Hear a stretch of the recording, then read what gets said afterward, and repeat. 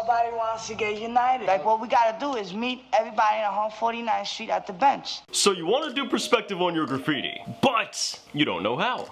Well, that's what we're going to talk about in today's video. Check it out. If you haven't already seen my pseudo perspective and my 1-point perspective tutorials, I got a link to those in the description down below. You're going to need to know that information before continuing on to this one. Assuming you already know at very least 1-point perspective, let's move on. I gotta warn you right off the bat, this tutorial is meant for advanced graffiti artists. Here's what you can do with 2-point perspective graffiti, and this is only scratching the surface. 2-point perspective graffiti is something I've been doing in my graffiti for years. And you can do 3-point perspective, 4-point perspective, and 5-point perspective graffiti. So if you've watched my 1-point perspective tutorial, then you're familiar with this little guy right back here. And you also know a little something about this little dot. You see, this horizontal line is what's referred to as a horizon line. And this is going to be what separates the sky from the ground. Once again, that line is equal to the camera's height. This dot over here is called a vanishing point, and that's going to be where all of your receding lines go back to. But remember, we're doing 2-point perspective here. And what does that mean? Well, like the name implies, there's 2 points of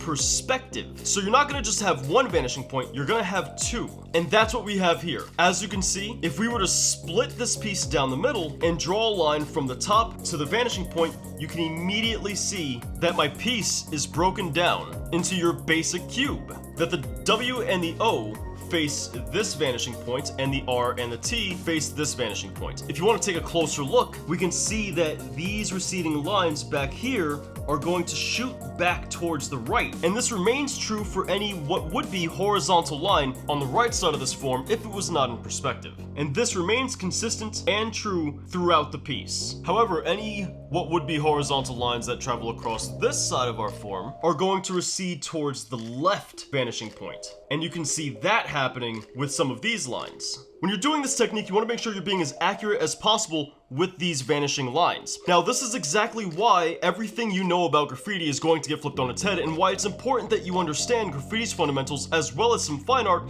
before doing this technique. Because once again, this is going to change everything you know about graffiti. And anybody who makes a tutorial on this topic that does not warn you about anything over 1-point perspective and how it affects graffiti is doing you a massive disservice and setting you up for failure. While we're on the topic of how perspective changes graffiti, let's talk about how perspective is in general. Common thing new artists do with 2-point perspective and 3-point perspective is they put their vanishing points way too close together for something to look natural. The closer together your vanishing points are, let's say they were here, the less natural your form is going to look, because the more distorted it has to become in order to actually get to that perspective. As you can see here, our cube right here is a lot more distorted than our pieces in perspective, because the vanishing points are so close together. So you want to space these bad boys out just a little bit, unless you plan to go for that higher distortion. So now the question becomes, what's the basic formula for arriving at this? And that, my friends, is really simple. Just like a 1-point perspective tutorial, you're going to start off by drawing this nifty little horizontal line. That's our horizon line. Once again, if you haven't seen the 1-point perspective tutorial, highly recommend it. Once you have that horizon line all said and done, you're going to pick a place on this horizon line to go ahead and draw your vanishing point. And once again, because this is 2-point perspective, you're going to need a second vanishing point somewhere else on the horizon line. Put them nice and far away from each other, that way your forms don't get super distorted, and then we can begin to draw our cube. We're going to start here with our little vertical line, and we're actually going to do 2 of these simultaneously, kind of off kilter from each other. That way you can see the differences on positioning and how it affects perspective. Now that we have our vertical line, we need to figure out where the top and the bottom of the form is going to be. So all you're going to do is you're going to come to the ending of the line, and you're going to draw a line as accurately as possible to the vanishing point. And then you're going to draw a line once again from the other ending of the same line to the vanishing point again. Now you have to decide the depth of your form, and that's completely up to you. The further back you go, the larger the form is going to be, and the more it's going to look as if it's receding into perspective. The more distortion is going to apply to it. The less in depth you go, the less distortion is going to apply to it, but it'll recede less into perspective. So let's go for something about here. Now we have to understand that this is the left side of our form here, so let's go ahead and make the right side. We're going to do the same thing. We're going to come from the top, and we're going to go to the corner, and we're going to go back to the bottom. And just like before, we're going to figure out its depth by drawing another vertical line. This line over here on the right and this line over here on the left is what's going to allow us to figure out what the bottom of this form is going to look like. And this is a really simple process. All we're doing is repeating the same step we did here and here, except now we're doing that over here and over here. So you're gonna come from here and you're gonna point over here to the left, because it's impossible for you to come here and point back to this one. Otherwise you'd end up with this line, and that's not gonna do us any good. So then you're gonna come over here and over to the right in order to go ahead and wrap things up. As you can see, we have ourselves a cube right here, and we have to erase these excess lines, which is easy enough to do. And as you can see, boom, there you go, there's a cube. Now that right there is the formula of how to do perspective. This does not change no matter what it is you're drawing. The receding lines are always going to go to those two vanishing points.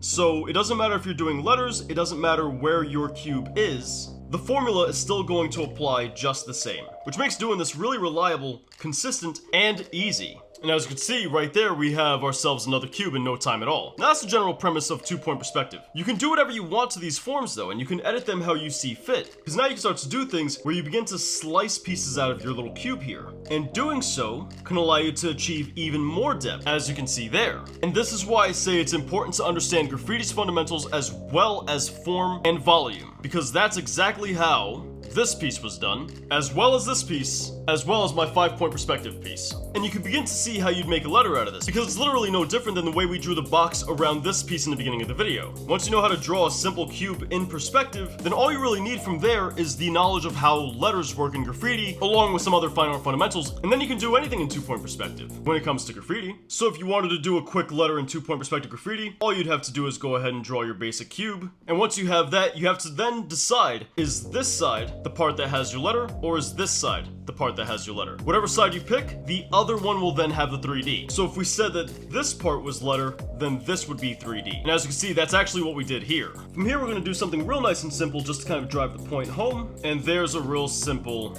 letter E. You'd go ahead and then proceed to do every single point of 3D, and then we erase all the excess lines. And that's the basic gist of it. If you're newer to graffiti and you're newer to perspective, and you still are learning the fundamentals, this right here should be enough for you to go ahead and practice. And if you're more advanced, then you should definitely be able to do stuff more like this. Alright, I think that pretty much wraps it up, but let's tack on some ending notes, if you will. A couple of things you definitely want to watch out for. You want to understand how the horizon line works. You want to have a really firm understanding of that. That's probably one of the most important parts of any perspective, as this is where you're viewing from. This is something that we went over in our 1-point perspective guide. If you need a refresher, go ahead and check that out. I also have ebooks in the description down below, both a free version as well as a premium version on perspective, so go ahead and pick that up as well. Also know the closer your two vanishing points are, the more distorted your image is going to be. And this is going to give you a less natural look to your artwork. So if you want things to look very natural, put those vanishing points further away. And last ending note, I highly recommend, if you want more information on this topic, look up fine art tutorials about perspective, and really just anything in general when it comes to art. Fine artists are a lot more intimately knowledgeable about these topics, and they'll be able to give you the correct information that you need. Alright, seriously now, I think that pretty much wraps it up. Guys, as always, thank you tremendously for watching to the end, I appreciate it. And if you're new here, feel free to join the smartest graffiti community anywhere online. We got the best information about graffiti anywhere online. I'll see you guys in the next video. Peace.